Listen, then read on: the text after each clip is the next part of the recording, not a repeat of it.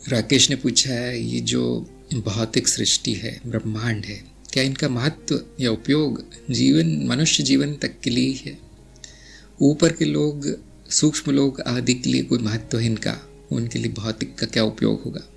ये तो हमारी मान्यता है कि मनुष्य जीवन के लिए भौतिक जगत की रचना की गई है। ऐसा नहीं, क्योंकि भौतिक जगत है इसलिए मनुष्य जीवन संभव हो पाया है।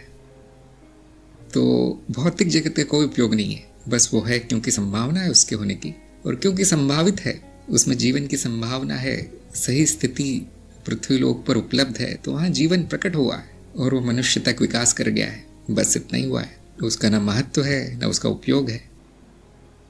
हमने उसका उपयोग कर लिया है। हमने देखा, अरे ये हो गया है, अब मैं मनुष्य रूप में हूँ, ज्ञान वृत्ति है, बुद्धि है, तो हम उसका उपयोग कर लेते हैं। व्यवहारिकता में उसका उपयोग है।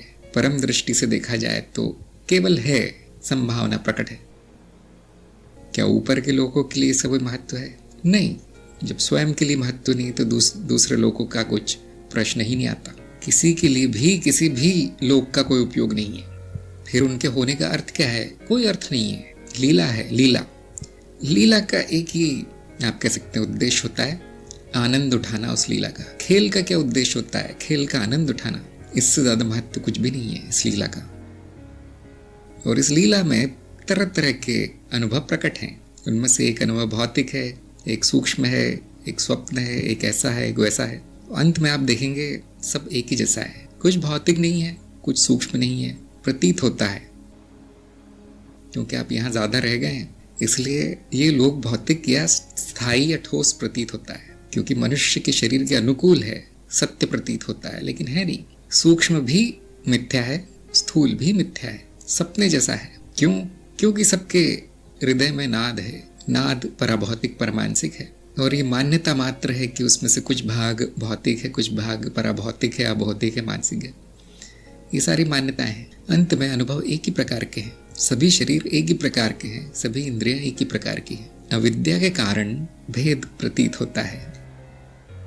ध्यान दीजिए, जो सूक्ष्म लोक के जो आप कह रहे हैं लोग, जीव, उनके लिए उनका लोक स्थायी होगा, उनके लिए उनका लोक भौतिक होगा। और जब वो यहाँ आएंगे पृथ्वी लोक में तो ये सूक्ष्म होगा, उनके लिए क्षणिक होगा, अस्थायी होगा, सपने जैसा होगा।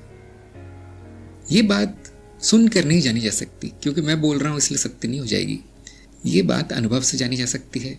वो अनुभव कब होंगे? जब आप सूक्ष्म प्रयोग करेंगे, सूक्ष्म अवस्था के प्रयोग जब करेंगे, तब आप एक ही चीज देखेंगे कि भौतिक और अभौतिक में भेद मिटना शुरू हो गया।